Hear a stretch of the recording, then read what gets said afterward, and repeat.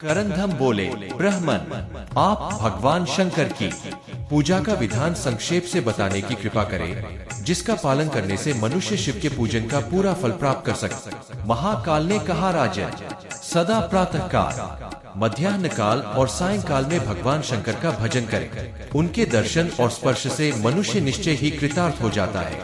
पहले स्नान करे अथवा यदि रोग आदि संकट से ग्रस्त हो तो केवल भस्म स्नान करे अथवा कंठ तक जल से स्नान करे। यह भी संभव न हो तो केवल मंत्र स्नान ही कर ले। स्नान के पश्चात ऊनी वस्त्र पहने अथवा श्वेत वस्त्र धारण करे या किसी रंग में रंगा हुआ नवीन वस्त्र पहने। मैला अथवा सिला हुआ वस्त्र न धारण करे। धौत वस्त्र के अतिरिक्त उत्तरीय वस्त्र भी धारण करना चाहिए, अन्यथा उसके बिना पूजन निष्फल होता है। जो पुरुष ललाट में, हृदय में और दोनों कंधों पर भस्म का त्रिपुंड्र धारण करके प्रसन्नता पूर्वक महादेव जी की पूजा करता है, वह अल्पकाल में भगवान शिव का दर्शन पाता है। उपासक अपने सब दोषों को मन से निकालकर भगवान शिव के मंदिर में प्रवेश करे। प्रवेश करके पहले महादेव जी को प्रणाम करे, तदनंतर मंदिर के गर्भगृह में प्रवेश करे। फिर हाथ पैर धोकर मन ही मन भगवान का चिंतन करते हुए उनके श्री विग्रह पर चढ़े हुए निर्माल्य को हटावे, जो भगवान शिव के मंदिर में भक्ति पूर्वक मार्जन करने, झाड़ देने का कार्य करता है। भगवान शंकर भी उसके अंतःकरण का मार्जन, शोधन कर देते हैं। तत्पश्चात स्वच्छ जल से गड़ुओं को भर ले। सभी गड़ुवे बराबर और सुंदर होने चाहिए, उनमें कोई छेद न रहे, वे फूटे न हो, सबकी बनावट अच्छी हो, सभी वस्त्र से छाने हुए जल से परिपूर्ण हो, उन्हें चंदन और धूप से सुवासित किया गया हो। नमः शिवाय इस षडक्षर मंत्र का जप करते हुए उन गड़ुओं को धोया गया, भरा गया और लाया गया हो। ऐसे 108 गड़ुओं का जुगाड़ कर, इतना न हो तो 28 अथवा 18 गड़ुओं का प्रबंध करे। कम से कम 4 गड़वे अवश्य रखे, इतने से कम न करे। दूध, दही, घी, शहद तथा ईख का रस, इन सब सामग्रियों को एकत्र करके भगवान शिव के वाम भाग में रख। तदनंतर बाहर निकलकर पहले प्रतिहारों, द्वारपालों की पूजा करें। उन सब के वाचक मंत्र क्रमशः बतलाए जाते हैं। गणपते नमः, क्षेत्रपालाय नमः, गुरुभ्यो नमः। इन 3 मंत्रों से आकाश में पूजन सामग्री समर्पित कर तत्पश्चात चारों दिशाओं में क्रमशः कुल देवता, नंदी, महाकाल और धाता विधाता की पूजा करे। इनकी पूजा के मंत्र इस प्रकार हैं: कुलदेवताय नमः, नंदिने नमः, महाकालाय नमः, धात्रे विधात्रे नमः। इस प्रकार बाहर पूजा करने के पश्चात भीतर प्रवेश करके शिवलिंग से कुछ दक्षिण भाग में पवित्रता पूर्वक उत्तराभिमुख होकर बैठ शरीर को समभाव से रखते हुए आसन पर आसीन हो क्षण भर भगवान का ध्यान करें। कमल के आकार का सूर्य मंडल है, उसके मध्य भाग में चंद्र मंडल की स्थिति है, उसके भी मध्य भाग में अग्निमंडल है, जो धर्म आदि से घिरा हुआ है। इस प्रकार अग्निमंडल का चिंतन करके उसके मध्य भाग में विश्वरूप भगवान शंकर का भावना द्वारा साक्षात्कार करें। भगवान शिव अपनी वामा और ज्येष्ठा आदि शक्तियों से संयुक्त है। उनके 5 मुख और 10 भुजाएं हैं। प्रत्येक मुख में 3-3 नेत्र शोभा पा रहे हैं। उनके मस्तक चंद्रमा से विभूषित है। भगवान के वामांग में गिरिराजनंदिनी भगवती उमा विराजमान है तथा सिद्धगण बारंबार उनकी स्तुति कर रहे हैं। इस प्रकार भगवान शिव का ध्यान करे राजा। ध्यान के पश्चात शंकर जी की सेवा में पादे और अर्घ्य निवेदन करें। जल, अक्षत, कुशा, चंदन, पुष्प, सरसों, दूध, दही और मधुए अर्घ्य के 9 अंग बताए गए हैं। इन सबको एकत्र करके अर्घ्य देना चाहिए। तत्पश्चात श्रद्धा से आर्द्रचित हो शिवलिंग को स्नान कराना आरंभ करें। पहले गड़ुवा हाथ में लेकर स्नान करावे। आधे गड़ुवे से शिवलिंग को पहले नहलावे, फिर हाथ से रगड़कर मैल साफ करे। पुनः गड़ुवे के समूचे जल से स्नान करावे। स्नान के पश्चात पूजन करे और धूप दे। इसके बाद भक्ति पूर्वक भगवान शिव को प्रणाम करके मूल मंत्र से उन्हें स्नान करावे। हूँ विश्वमूर्ते शिवाय नमः, यह द्वादशाक्षर मूल मंत्र है। इसी मूल मंत्र से जल और धूप से किए हुए पूजन के अतिरिक्त जल, दूध, दही, मधु, घृत और ईख के रस द्वारा पृथक पृथक स्नान करावे। फिर सब गड़ुओं के जल से स्नान करावे। तदनंतर गंध द्रव्यों का लेपन करके श्री विग्रह का रूखापन दूर करे। रूखापन दूर करके पुनः नहलावे और चंदन का लेप करे। तत्पश्चात भांति भांति के पुष्पों से पूजन करे। उसकी विधि सुन। आधार पीठ के अग्निकोण वाले पाए में धर्माय नमः, इस मंत्र से धर्म की पूजा करें। नैऋत्य कोण वाले पाए में ज्ञानाय नमः, इस मंत्र के द्वारा ज्ञान का पूजन करें। इसी प्रकार वायव्य कोण में वैराग्याय नमः, ईशान कोण वाले पाए में ऐश्वर्याय नमः, पूर्व दिशा वाले पाए में अधर्माय नमः, दक्षिण में अज्ञानाय नमः, पश्चिम में अवैराग्याय नमः, उत्तर में अनैश्वर्याय नमः। इन मंत्रों द्वारा क्रमशः वैराग्य आदि की पूजा करें। फिर कमल की कर्णिका में ही अनंत आदि की इन मंत्रों से पूजा करें। अनंताय नमः, पद्माय नमः, अर्कमंडलाय नमः, सोममंडलाय नमः, वहनी मंडलाय नमः, वामाज्येष्ठादि पंच मंत्र शक्तिभ्यो नमः, परम प्रकृत्य देव्य नमः।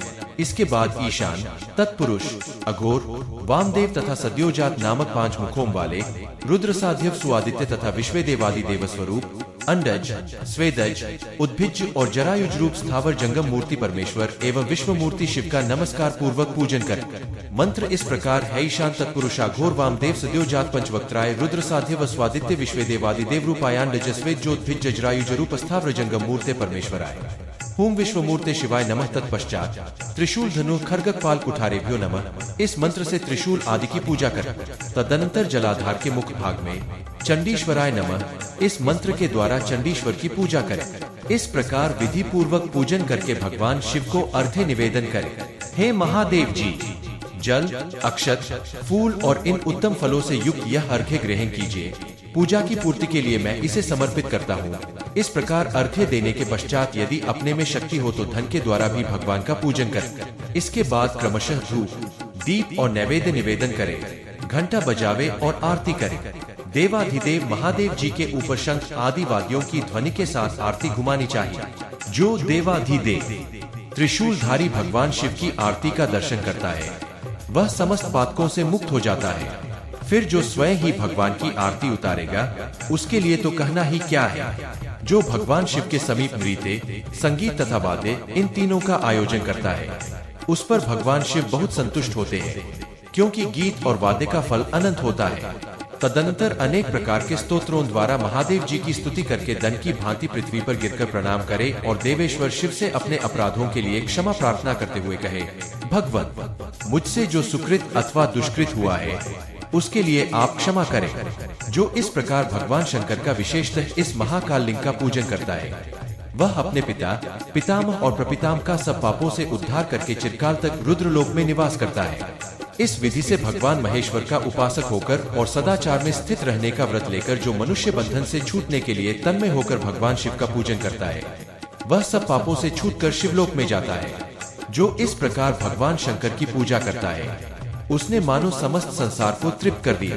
किंतु राजन, यह सब पूजन उसी का सफल होता है जो कभी सदाचार का उल्लंघन नहीं करता है। आचार से धर्म सफल होता है, आचार से ही मनुष्य स्वर्ग का सुख भोगता है, आचार से आयु प्राप्त होती है तथा आचार अशुभ लक्षणों को नष्ट कर देता है। जो इस जगत में सदाचार का उल्लंघन करके स्वेच्छाचार पूर्ण बर्ताव करता है उस मनुष्य के यज्ञ, दान और तप इस लोक में कल्याणकारक नहीं होते। आज सदाचार का भी कुछ संक्षिप्त परिचय दूंगा, उसे सुन। गृहस्थ को धर्म, अर्थ और काम इन तीनों के साधन के लिए यत्न करना चाहिए। इनकी सिद्धि होने पर गृहस्थ पुरुष के लिए इहलोक और परलोक में भी सिद्धि प्राप्त होती है। ब्राह्म मुहूर्त में उठकर धर्म और अर्थ का चिंतन करें। तत्पश्चात शैया से उठकर मलत्याग के बाद कुल्ला दातून कर ले। फिर स्नान करके द्विज संध्योपासना करें।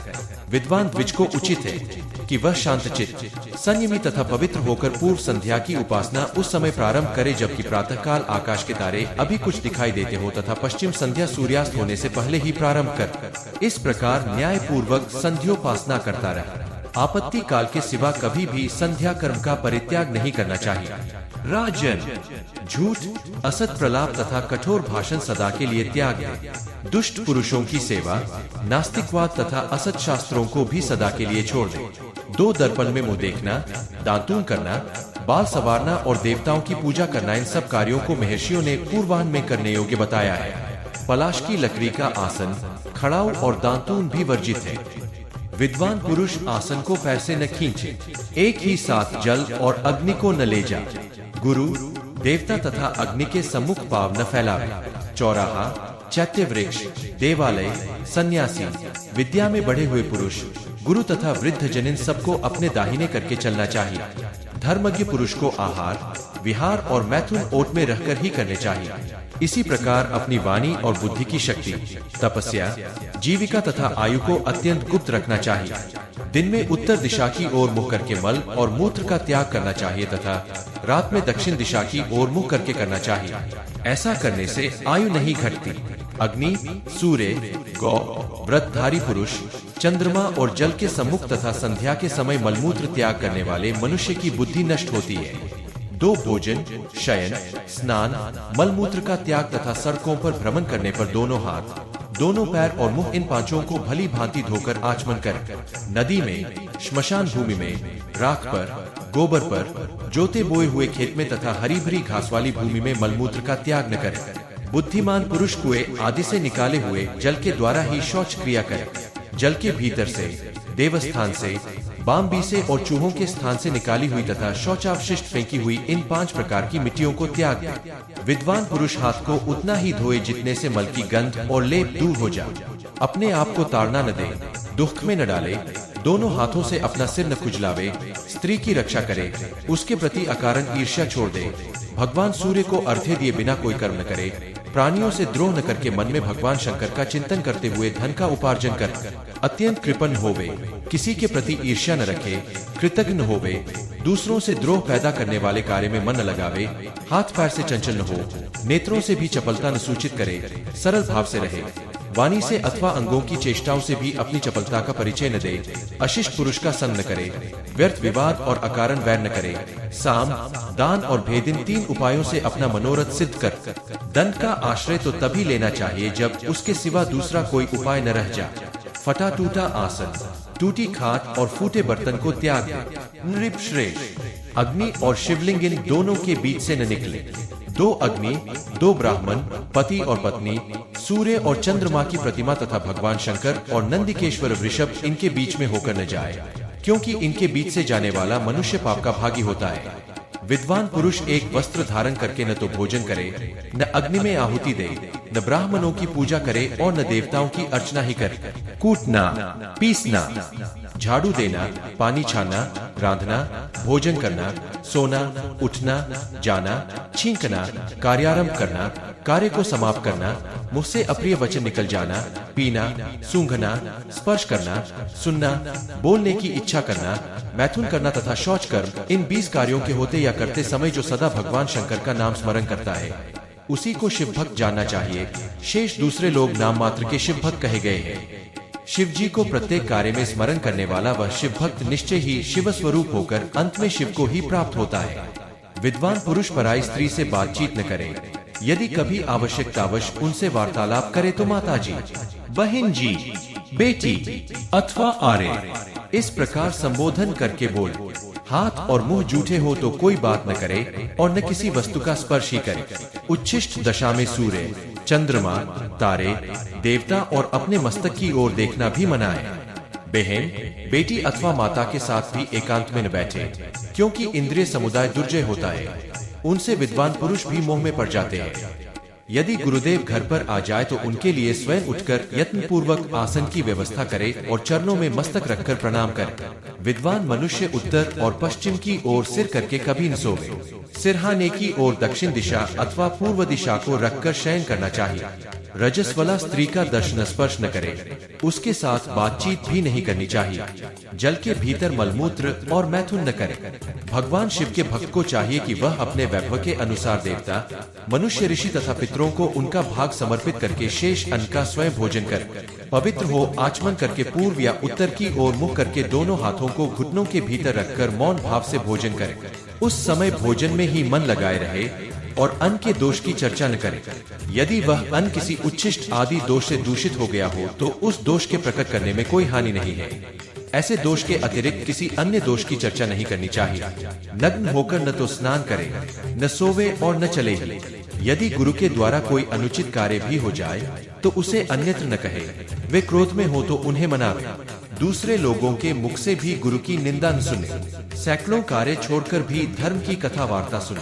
प्रतिदिन धर्म चर्चा श्रवण करने वाला मनुष्य अपने अंतःकरण को उसी प्रकार शुद्ध कर लेता है जैसे नित्य प्रति झाड़ू देने अथवा सफाई करने से घर और दर्पण स्वच्छ होते हैं। सायंकाल और प्रातः काल अतिथि की पूजा करके भोजन करना चाहिए। दोनों संध्याओं के समय सोना, पढ़ना और भोजन करना निषिद्ध है।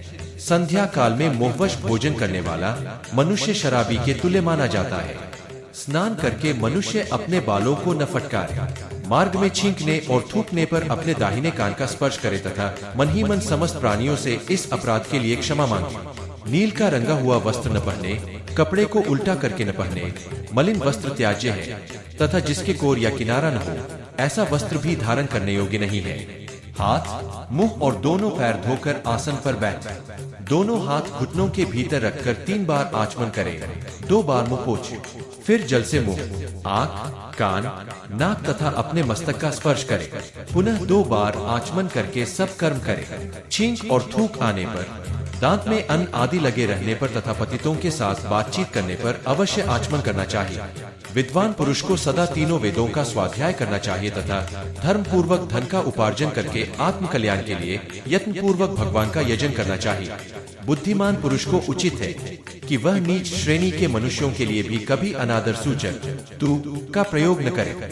गुरुजनों के लिए तू कह देना या उनका वध कर डालना दोनों बराबर है। सत्य बोले, मित्र भाव से रहे, सदा ऐसी बात बोले जो दूसरों को सांत्वना देने वाली, परलोक में जो हितकर हो। उसी कार्य में गंभीर बुद्धि वाले पुरुषों को अपना शरीर और मन लगाना चाहिए। स्वच्छ इंद्रियों वाले पुरुषों को तीर्थ स्नान, उपवास, व्रत, सत्पात्र को दिए गए दान, होम, जप, यज्ञ, शिव पूजा तथा देवताओं की विशेष पूजा आदि के द्वारा सदा अपने अंतःकरण का शोधन करना चाहिए। राजन, जिस कार्य को करते समय अपने आत्मा को घृणा न हो तथा जो महात्मा पुरुष के लिए गोपनीय, छिपाने योग्य न हो, वह कार्य अनासक्त भाव से अवश्य करना चाहिए। यह मैंने तुमसे संक्षिप्त रूप में सदाचार का किंचिन मात्र वर्णन किया है। शेष बातें तुम्हें स्मृतियों और पुराणों से सुननी चाहिए। इस प्रकार भगवान शिव की प्रीति के लिए धर्माचरण करने वाले सद्गृहस्थ को इहलोक में धर्म, अर्थ और काम की प्राप्ति होकर परलोक में उसका परम कल्याण होता है। नारद जी कहते हैं, अर्जुन, जब महाकाल जी इस प्रकार भांति भांति के धर्मों का उपदेश कर रहे थे, उस समय आकाश में बड़ा भारी शब्द हुआ। तदनंतर महाकाल भगवान शिव के परम धाम को चले गए। कुरुनंदन, इस प्रकार इस महालिंग का आविर्भाव हुआ है। महाकाल का यह कूप और सरोवर भी परम पवित्र एवं सिद्धिदायक है। कुंती नंदन, जो मनुष्य यहाँ इस लिंग की आराधना में संलग्न होते हैं, महाकाल उन्हें अपने हृदय से लगाकर भगवान शिव की सेवा में प्रस्तुत करते हैं। अर्जुन, इस प्रकार महिसागर संगम तीर्थ में ये 7 लिंग प्रकट हुए। जो श्रेष्ठ मानव इस प्रसंग को पढ़ते और सुनते हैं, वे भी धन्य हैं।